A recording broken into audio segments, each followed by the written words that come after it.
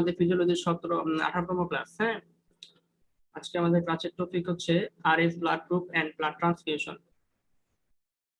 তো প্রথমে আমরা আমাদের আজকের ক্লাসের টপিকগুলো দেখে নেই। প্রথমে আমরা দেখব হচ্ছে আরএস অ্যান্টিজেন, তারপরে দেখবো একটা সামারি দেখবো যে ব্লাড গ্রুপের সিস্টেমের টোটাল, তারপরে দেখবো ব্লাড ট্রান্সফিউশন, তারপরে আরএস ইনকমপ্যাটিবিলিটি। এগুলো হচ্ছে আজকে আমাদের ক্লাসের আলোচনার টপিক। এখন আমি চলে আসি প্রথমে আমাদের জানতে হবে যে আরএইচ যে অ্যান্টিজেন আছে সেই জিনিসটা কি। এটার জন্য প্রথমে আমাদেরকে একটা হিস্ট্রি জানতে হবে যে আরএইচ অ্যান্টিজেনটা কিভাবে আবিষ্কৃত হলো। সেটা হচ্ছে 1940 সালের ঘটনা। একটা বানর আঁকি আমি, সে বানরটার নাম হচ্ছে রেসাস মাঙ্কি, রেসাস প্রজাতির মাঙ্কি। তো একজন সায়েন্টিস্ট কি করলেন, এই বানরের উপর এক্সপেরিমেন্ট করলেন। কি এক্সপেরিমেন্ট করলেন, যে বানরের শরীরে তো অবশ্যই ব্লাড থাকবে, ব্লাডের মধ্যে আরবিসি থাকবে। তো উনি ওই বানরের শরীর থেকে ব্লাড গুলাকে নিয়ে আরেকটা প্রাণী, ধরলাম আমরা গিনিপিগ বা ইঁদুর জাতীয় প্রাণী, তার শরীরে এরকম ব্লাডটা ট্রান্সফিউশন করলো। তাহলে কি হলো, তার এই ব্লাড ট্রান্সফিউশন করার কারণে তার শরীরে, এই ইঁদুরের শরীরে একটা অ্যান্টিবডি তৈরি হলো, অ্যান্টিবডি।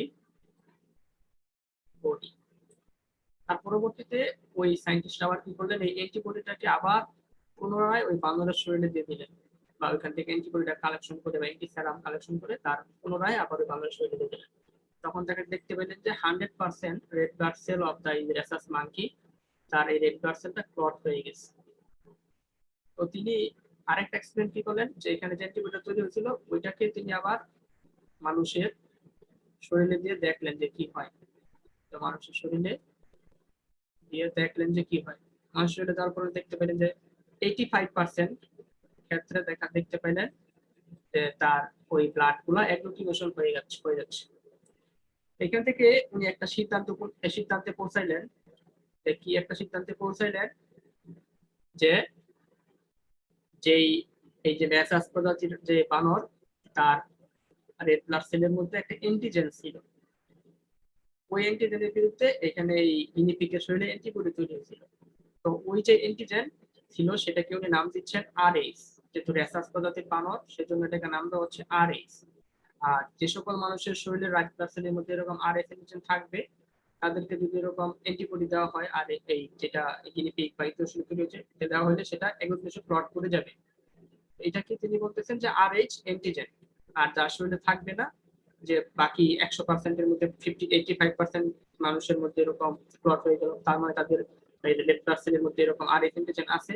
আর বাকি 15% মানুষের রেড ব্লাড সেল এরকম আরএইচ অ্যান্টিজেন নাই, সেজন্য তার রেড ব্লাড সেলটা ব্লাড সেলগুলো প্লট করতেছে না। এটা হচ্ছে আরএইচ অ্যান্টিজেন। আর আরএইচ অ্যান্টিজেন দ্বারা আমরা কি করি, যে আমরা দেখি ব্লাডটা পজিটিভ নাকি নেগেটিভ, সেটা আমরা যাচাই করি, আইডেন্টিফাই করি আরএইচ অ্যান্টিজেনের মাধ্যমে। এখানে আমাদের এই যে আরএইচ, এরকম আরএইচ প্রায় 50টার মতো অ্যান্টিজেন আছে। তার মধ্যে থেকে আরএইচ ডি যে অ্যান্টিজেনটা সেটা বেশি পপুলার, মানে ক্লিনিক্যালি সেটা বেশি মানুষের শরীরে পাওয়া যায়। তো সেজন্য আমরা ক্লিনিক্যালি যখন আমরা ব্লাড টেস্ট করি তখন আরএইচ ডি সেরাম দ্বারাই করি। এখন কোনো মানুষের শরীরের রক্তে মধ্যে যদি এরকম Rh antigen, Rh D antigen থাকে, তাকে যদি এরকম আরএইচ ডি সেরাম দেওয়া হয়, তাহলে যদি এই ব্লাড সেলগুলো ক্লট করে যায় তাহলে সে আরএইচ পজিটিভ। আর যদি প্লট না করে, no donation with Rh D serum negative, তাহলে নেগেটিভ। এটা হচ্ছে আরএইচ অ্যান্টিজেন। এই আরএইচ অ্যান্টিজেন। এবার আমরা আরএইচ ব্লাড গ্রুপ সিস্টেমটা দেখি। তাহলে আরএইচ ব্লাড গ্রুপ সিস্টেমটা হচ্ছে কি, it is one of the most important blood group system after ABU. এটা হচ্ছে ABUর পরে most important blood grouping system. তাহলে আমরা বলতেছি যে ABU ব্লাড গ্রুপ সিস্টেমের পরবর্তীতে যে আরএইচ সিস্টেম হচ্ছে 2 number most important blood grouping system.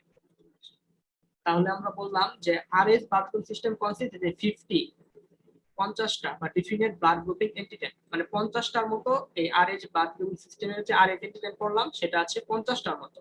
এর মধ্যে থেকে 5টা হচ্ছে কমন, যেগুলো আছে আরএইচ এন্টিজেন। আমরা দেখি সেই 5টা কি কি। সেই 5টাকে বলা হয় আরএইচ ফ্যাক্টর।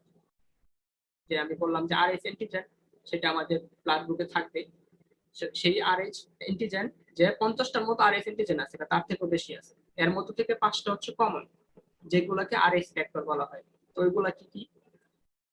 ওইগুলাকে লেখা হয় এই যে সি ডি ই, ছোট হাতের সি, স্মল লেটারে ছোট হাতের ই, এই 5টা হচ্ছে আমাদের Rh factor.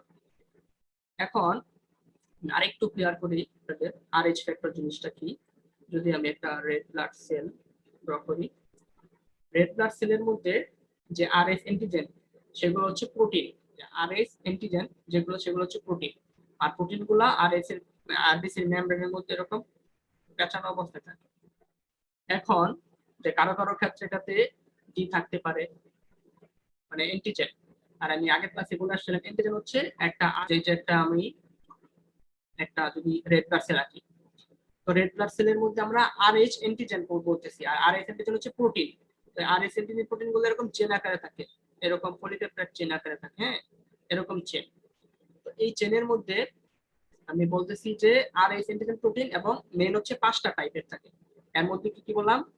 C D E, ছোট হাতের সি, বড় হাতের ই, এই হচ্ছে 5টা। কিন্তু অনেক জায়গাতে আবার ক্যাপিটাল ছোট হাতের ডিও লেখা আছে, হ্যাঁ। তো ডিটা আমি এখানে কেন আনলাম না, ডি মানে হচ্ছে বড় হাতের ডিটা নাই, মানে অ্যাবসেন্ট। এখন যদি কারো এই যে ব্লাড গ্রুপের মধ্যে এরকম এই যে আরবিসি মেমব্রেনে যে আরএইচ অ্যান্টিজেন প্রোটিন আছে, তার গায়ের মধ্যে এরকম ডি আছে, তার মানে তার অ্যান্টিজেন ডি আছে। এবং এই যে এখানে অ্যান্টিজেন ডি থাকবে না সি থাকবে না ই থাকবে, যেটা থাকবে সেটা কখন নির্ধারিত হয়? সেটা হচ্ছে যখন আমাদের আরবিসি গুলো তৈরি হচ্ছে ইরেথ্রোপয়েসিসের সময়, তখন নির্ধারিত হয় যে এই যে এই ব্লাডটা তৈরি হবে বা এই পার্সনের ব্লাডটা তৈরি হবে, সেটা তার ওই জেনেটিক ভাবে পাবে, তার মা বাবা থেকে পাবে। ওখানে জেনেটিক কি কোড করা আছে, যদি ওখানে কোড করা থাকে জেনেটিক যে এই ব্লাড গ্রুপের এই যে আরবিসির এই ট্যাগটা মানে পরিচিতিটা ডি হবে, তাহলে ডি হবে। আর যদি ওখানে এরকম কোড করা থাকে জিনের মধ্যে যে এখানে ই হবে, তাহলে এরকম ই হবে। আর যদি এখানে কোড করা থাকে সি হবে, তো সি হবে। সেটা হচ্ছে আমাদের জেনেটিক্যালি ডিটারমাইন করে যে তার ব্লাড গ্রুপের যে আরবিসি আছে, তার ব্লাডের যে আরবিসি আছে, সেই আরবিসির মেমব্রেনে কোন ধরনের আরএইচ অ্যান্টিজেন থাকবে বা আরএইচ ফ্যাক্টর থাকবে, সেটা ওই তার ব্লাড সেল যে আরবিসি তৈরি হয়, আরবিসি তৈরি কখন ইলেকট্রোপোরেসিস প্রক্রিয়ায়, ওই প্রক্রিয়ার সময়ই তার জেনেটিক্যালি তার ইনহেরিটেন্ট ভাবে নির্দেশ করে যে তার আরবিসি এর মেমব্রেনে কি প্রকার কি ধরনের প্রোটিন থাকে। সেই প্রোটিনের ভিত্তিতে আমরা নামকরণ করতেছি যে অ্যান্টিজেন ডি হবে না ই হবে নাকি সি হবে। আর এখানে আরেকটা জিনিস হচ্ছে, এখানে আমরা বলতেছিলাম যে এই যে এখানে যে কয়টা আছে 5টা, তার মধ্যে থেকে ডিটা হচ্ছে মোস্ট কমন। ডিটা কেন কমন? ডিটা এই কারণে কমন, কারণ ম্যাক্সিমাম ক্ষেত্রে ডিটা হচ্ছে মোর অ্যাবান্ডান্ট, মানে সবচেয়ে থেকে বেশি পাওয়া যায়। মানে আমাদের যারা মানুষ আছে তাদের মধ্যে গবেষণা করে পাওয়া গেছে যে ম্যাক্সিমাম মানুষের ক্ষেত্রেই আরএইচ অ্যান্টিজেন যেটা আরএইচ ফ্যাক্টর সেটা ডি পাওয়া যায়। এটা একটা কারণ। আরেকটা হচ্ছে এই যে আরএইচ ডি অ্যান্টিজেন আছে সেটা হচ্ছে মোর ইমিউনোজেনিক, মানে সে অনেক প্রকার রিঅ্যাকশন করে, তার ইমিউনোজেনিক রিঅ্যাকশন করার ক্ষমতা বেশি। সেজন্য যখন ক্লিনিক্যালি আমরা ব্লাড গ্রুপিং করব, তখন আমরা এনটি মানে আরএইচ ফ্যাক্টর দ্বারা করবো, আরএইচ ডি দ্বারাই করবো, মানে আরএইচ অ্যান্টিজেন ডি দ্বারা করবো। এটুকু। এই যে এবার আমরা আরএইচ ব্লাড গ্রুপিং সিস্টেমে যদি আসি, তাহলে আমরা বললাম যে ডি অ্যান্টিজেন যেটা আছে সেটা মোস্ট ওয়াইডলি ইউজ দেন আদার আরএস অ্যান্টিজেন। অন্যান্য আরএস অ্যান্টিজেন থেকে ডি অ্যান্টিজেনটা বেশি ইউজ করা হয়। সেজন্য যদি কারো কোনো পার্সনের মানে আরবিসি তে আরএইচ পজিটিভ হয়, তার মানে তার ওই আরবিসির মধ্যে আরএইচ অ্যান্টিজেনটা উপস্থিত। আর যদি কোনো পার্সনের মধ্যে এরকম টাইপ ডি অ্যান্টিজেনটা না থাকে, তাহলে সে হচ্ছে আরএইচ নেগেটিভ। মানে যদি কারো রেড ব্লাড সেলের মধ্যে এই একটা পার্সন রেড ব্লাড সেল, সেইখানে যদি এই ডি অ্যান্টিজেনটা থাকে তাহলে সে পজিটিভ। আর এই আরেকটা যদি আরেকটা পার্সন এই রেড ব্লাড সেলের মধ্যে ওই আরএসডি অ্যান্টিজেনটা নাই, নো আরএসডি অ্যান্টিজেন, তাহলে সেটা হচ্ছে নেগেটিভ। ঠিক আছে, সেটা হচ্ছে এই মূল কথা। তাহলে এবার আমি একটু আপনাদের একটু একটা সামারি নিয়ে আসি, যে আমরা যে পড়লাম যে এপিইউ আর এস ব্লাড গ্রুপ সিস্টেমের সামারি নিয়ে আসি। তাহলে আমি যদি এখানে এপিইউ ব্লাড গ্রুপ সিস্টেম রাখি আর এখানে যদি রাখি যে আর এস ব্লাড গ্রুপ সিস্টেম, দুটাই কিন্তু আমরা করবো হচ্ছে অ্যান্টিজেনের ভিত্তিতে। তাহলে আমরা এখন দেখবো যে এবিইউ আর এস ব্লাড গ্রুপ সিস্টেম মেজর কিছু পার্থক্য। এর মধ্যে আমাদের যে এবিইউ ব্লাড গ্রুপ আছে সেটাও আমরা এন্টিজেনের ভিত্তিতে করি, আর আর এসটাও এন্টিজেনের ভিত্তিতে করি। তাহলে এখন একটা কথা মনে রাখতে হবে, বেসিক পার্থক্য, যে এখানে যে এন্টিজেনটা থাকবে, যে এবিইউ ব্লাড গ্রুপ সিস্টেমে যে এন্টিজেন থাকবে সেটা হচ্ছে কার্বোহাইড্রেট, আর আর এস এর যে এন্টিজেনটা থাকবে সেটা হচ্ছে আমাদের প্রোটিন। এটা একটা বেসিক পার্থক্য, এটা মনে রাখতে হবে। তাহলে আমরা একটা ব্লাড গ্রুপ মানে একটা পার্সনের আরবিসি যদি এরকম ড্র করি, এখানে একটা এন্টিজেন থাকে, সেটা হচ্ছে কি কার্বোহাইড্রেট, ধরলাম এ। তার মানে তার ব্লাড একটু ব্লাড সিস্টেমের মধ্যে আমরা যাচাই করবো সে ব্লাড গ্রুপটা কি এ, বি, ও নাকি এবিও। আর এইচ এর মধ্যে যাচাই করবো যে ব্লাড গ্রুপটা কি নেগেটিভ অর পজিটিভ। আর এই যার সিস্টেমে থাকবে প্রোটিন, প্রোটিনগুলো ন্যাচারালি এরকম চেন আকারে থাকে। তাহলে এটা সহজে মনে রাখতে হলে আমরা মনে রাখতে পারি যে অ্যাপি ব্লাড সিস্টেমের মধ্যে থাকে ক্যান্ডি, মানে ললিপপ, যেটা হচ্ছে সুগার। আর যে আর এইচ ব্লাড সিস্টেমে যে অ্যান্টিজেন থাকে সেটা হচ্ছে আমাদের প্রোটিন, মানে চিকেন রোল বা প্রোটিন জাতীয় কিছু। তাহলে কোনো পার্সনের যদি আরবিসি মেমব্রেনে অ্যান্টিজেন এ থাকে তাহলে সেটা হচ্ছে এ ব্লাড গ্রুপ। আর সাথে যদি এরকম প্রোটিন একটা থাকে এবং সেটাতে যদি ডি থাকে অ্যান্টিজেন, তাহলে আরএইচ পজিটিভ। তাহলে আমরা দুটা মিলে হয়ে গেল আমাদের ব্লাড এ পজিটিভ। অনুরূপ ভাবে যদি কারো কোনো একটা লোকের পার্সোনাল ব্লাড গ্রুপের মধ্যে যদি এরকম কি থাকে, এর জায়গায় যদি এরকম বি অ্যান্টিজেন থাকে, এখানে থাকলো বি অ্যান্টিজেন, আর এখানে থাকলো আর এইচ পজিটিভ হলো, বা তার আর এইচ ডি অ্যান্টিজেন আছে, তাহলে সে আর বি পজিটিভ। এরকম ভাবে যদি দুটাই থাকে, এও থাকে বিও থাকে, তাহলে এ বি। এবং যদি আর এইচ পজিটিভ হয়, আর এইচ ডি অ্যান্টিজেনও থাকে, তাহলে আর এইচ এ বি পজিটিভ। আর যদি এরকম অনুরূপ ভাবে দেখা গেছে একটা লোকের পার্সন ব্লাড গ্রুপ হচ্ছে ও নেগেটিভ বা ও পজিটিভ, তা এখানে কোনো অ্যান্টিজেনই থাকবে না। আর এখানে যদি পজিটিভ, তার মানে আর এইচ অ্যান্টিজেন থাকবে।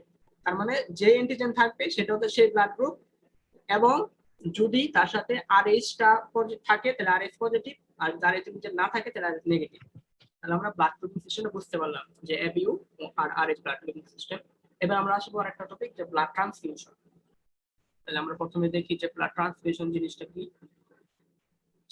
তাহলে blood transfusion is the transfusion of whole blood, মানে আমরা হোল ব্লাডটা একজন পার্সন থেকে আরেকজন পার্সনের দিব, বা ইটস কম্পোনেন্ট, এবং এটা কিছু কম্পোনেন্ট যেমন ব্লাড সেল হতে পারে, প্লাজমা হতে পারে, ওয়ান পার্সন টু অ্যানাদার। এটা হচ্ছে ব্লাড ট্রান্সফিউশন। ব্লাড ট্রান্সফিউশন মানে হচ্ছে আমাদের শরীরের ব্লাড আমরা একজন হিউম্যান থেকে আরেকজন হিউম্যানে দিব। সেটা হতে পারে সম্পূর্ণ ব্লাড, বা হতে পারে কোনো ব্লাডের সেল, হতে পারে ডব্লিউবিসি, আরবিসি, প্লাটিলেট বা প্লাজমা।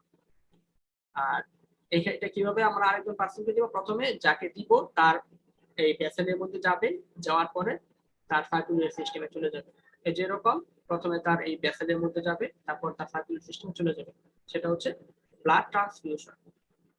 এবার আমরা দেখি যে পারপাস, আমরা কি উদ্দেশ্যে যে ব্লাডটা যে দিব, একজন আরেকজনকে আমরা ব্লাড দিব, এবং এটা কি উদ্দেশ্যে দিব, এটা পারপাসটা কি, মানে ব্লাড ট্রান্সফিউশনের পারপাস গুলো কি। প্রথম হচ্ছে রিস্টোর ব্লাড ভলিউম। ব্লাড ভলিউমটাকে আমরা পূর্বাবস্থায় ফিরিয়ে নেওয়ার জন্য, কারণ অনেকের দেখা গেছে ব্লাড ভলিউম যখন কারণে কমে যেতে পারে। নর্মাল থেকে 5 থেকে 8 লিটার ব্লাড থাকে আমাদের নর্মাল। এখন যদি এখান থেকে কমে যায়, তাহলে আমরা ব্লাড দিয়ে তাকে আমরা রিস্টোর আগের অবস্থায় ফিরিয়ে নিয়ে আসবো, যে একটা পারপাস। 2 নম্বর পারপাস হচ্ছে রিপ্লেসিং ক্লটিং ফ্যাক্টর, যে ব্লাডের মধ্যে যে ক্লটিং ফ্যাক্টর গুলো আছে, অনেকে ক্লটিং ফ্যাক্টর থাকতে নাও থাকতে পারে, সেটাকে পূরণ করার জন্য ব্লাড ট্রান্সফিউশন করতে পারে। 3 নম্বর হচ্ছে ইমপ্রুভ অক্সিজেন ক্যারিং ক্যাপাসিটি, যে অনেকের অক্সিজেন ক্যারিং ক্যাপাসিটিটা কমে যেতে পারে, সেক্ষেত্রে আমরা ব্লাড ট্রান্সফিউশন করব। 4 নম্বর হচ্ছে রিস্টোর ব্লাড এলিমেন্টস দ্যাট আর ডিপ্লেট, যে ব্লাড এলিমেন্ট গুলা যেগুলা নষ্ট হয়ে গেছে, অনেকের দেখা যাচ্ছে যে আমাদের ডব্লিউবিসি নষ্ট হয়ে যাচ্ছে বা কমে যাচ্ছে, সেক্ষেত্রে আমরা ডব্লিউবিসি দিতে পারি বা ব্লাড ট্রান্সফিউশন করতে পারি। আর এটা হচ্ছে প্রিভেন্ট কমপ্লিকেশন, অনেক কমপ্লিকেশন আছে যেগুলোকে দূর করার জন্য আমরা ব্লাড ট্রান্সফিউশন করতে হতে পারে। তারপর হচ্ছে হিমোগ্লোবিন লেভেল বাড়ানোর জন্য ট্রান্সফিউশন করতে পারি। আর প্রোভাইড অ্যান্টিবডি দেওয়ার জন্য ব্লাড ট্রান্সফিউশন। আচ্ছা, ব্লাড এবার আমরা দেখব হচ্ছে ইন্ডিকেশন, মানে কখন আমরা ব্লাড দিব বা কি কি দেখলে আমাদের মনে হবে যে এই মুহূর্তে ব্লাড দেওয়া দরকার।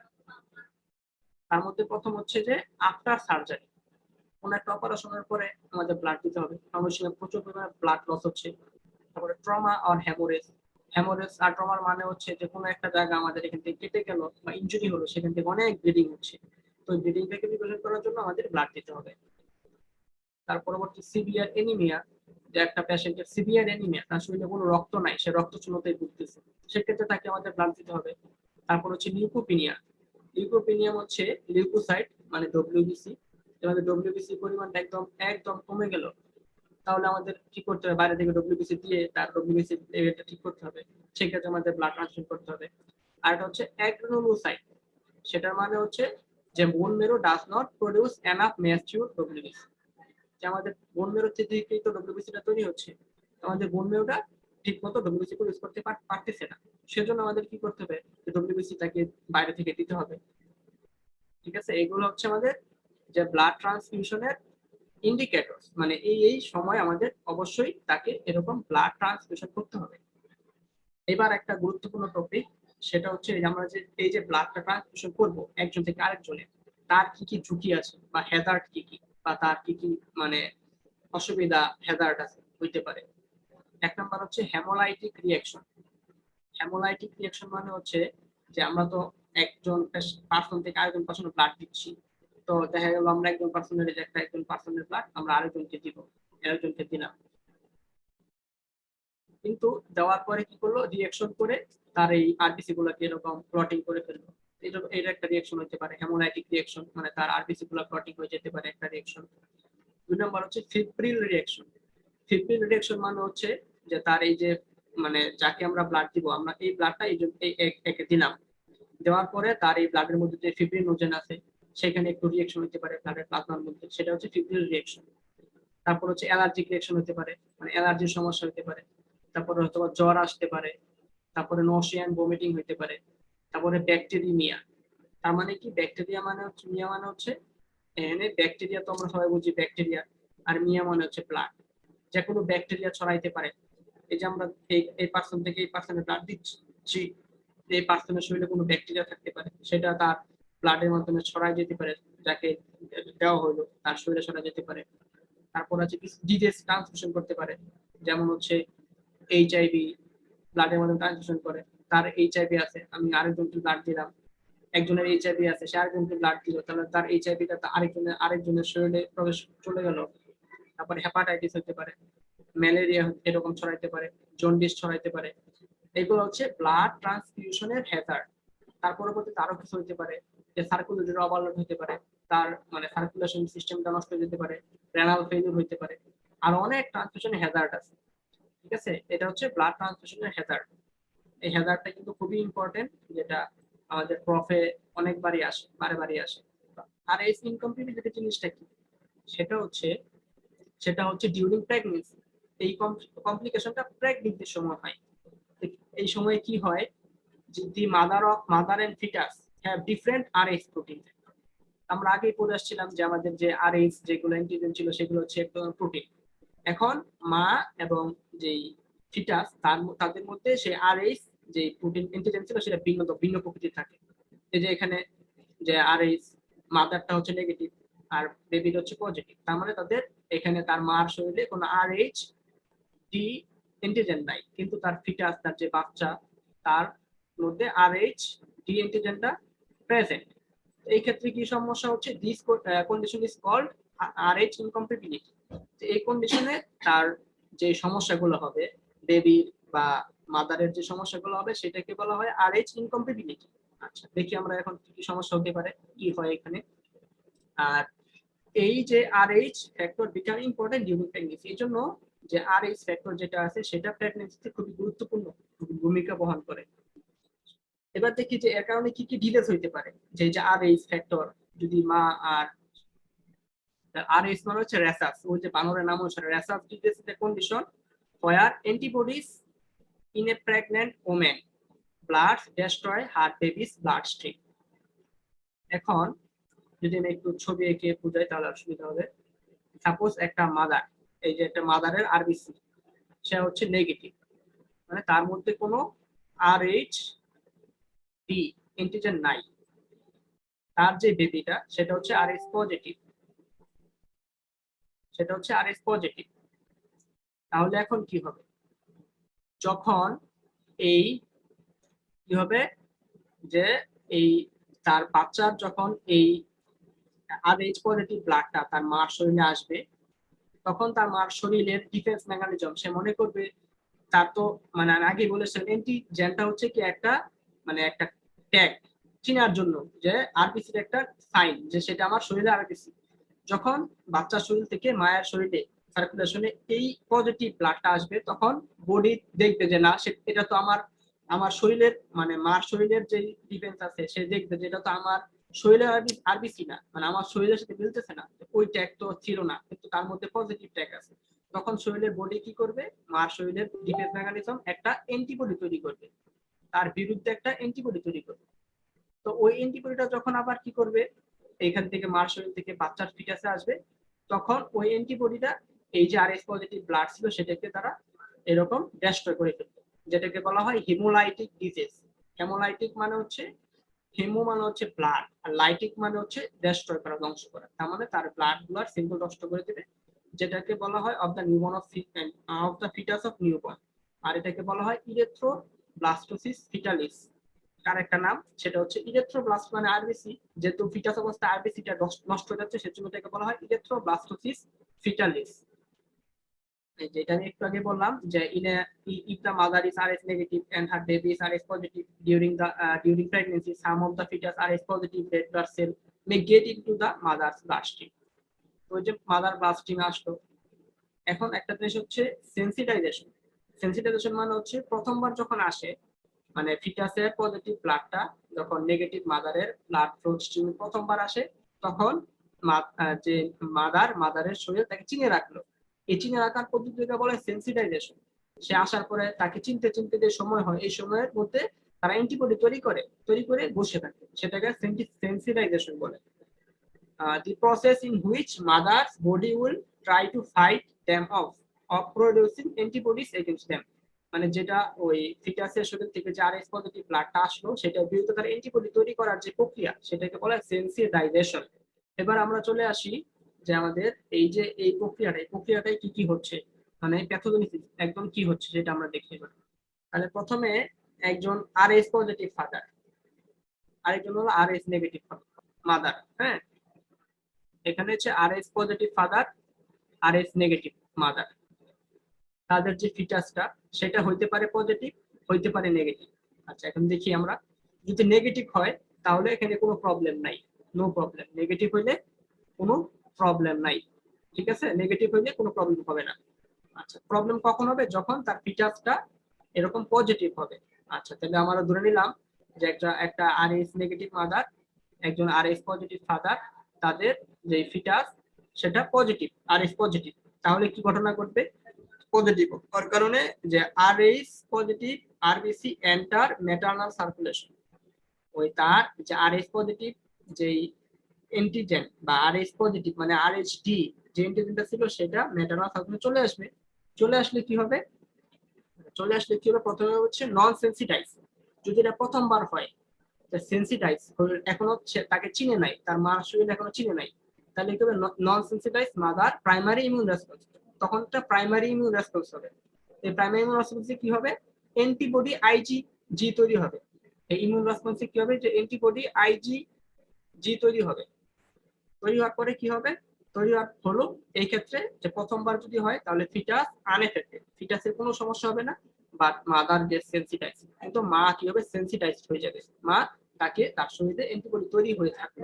তার পরবর্তীতে যখন আবার নেক্সট টাইম যখন আবার আরেকটা তাদের বেবিটা যখন আবার আরএস এই পজিটিভ ফিটাস থাকবে, তখন কি হবে, আবার যদি আরএস পজিটিভ ফিটাস হয় সেকেন্ড টাইম, ফার্স্ট টাইম তো কোনো সমস্যা হলো না, ফার্স্ট টাইম মানে হয়ে গেল যে foetus unaffected but gets sensitised.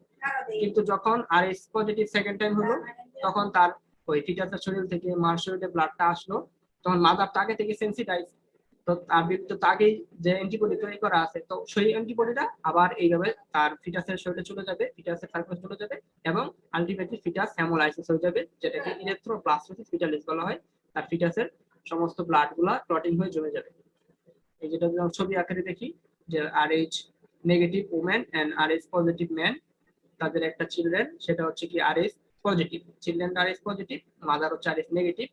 তাহলে কি হলো, তার এই cells from Rh positive foetus enter women's bloodstream, তার ব্লাডস্ট্রিমে আসলো, আসার পরে প্রথমে কি হলো, সেন্সিটাইজড হলো, প্রথমবার চিনে রাখলো, ফাইট করলো, ফাইট করে তৈরি করে রাখলো, কিন্তু তার ফিটাসের কোনো সমস্যা হলো না। কিন্তু যখন সেকেন্ড টাইম, যখন ইন দ্য নেক্সট টাইম যখন আবার একই ঘটনা ঘটলো, যেহেতু তার শরীরে আগে থেকে অ্যান্টিবডি তৈরি করা আছে, সেই অ্যান্টিবডি গুলো অ্যাটাক করলো ফিটাসে এবং রেড ব্লাড সেলকে নষ্ট করে ফেললো। এটা হচ্ছে আরএইচ ইনকম্পিটিবিলিটি। এক্ষেত্রে Rh incompatibility can causes symptoms ranging from very mild to deadly, মানে খুব মারাত্মক থেকে অল্প থেকে মারাত্মক হতে পারে। In this mildest form Rh incompatibility causes destruction of the RBC, শুধুমাত্র আরবিসি ডিস্ট্রাকশন করে, that is no other effect. এক্ষেত্রে শুধুমাত্র তা আমাদের যে ফিটাস আছে তার আরবিসি গুলোকে ডিস্ট্রয় করে।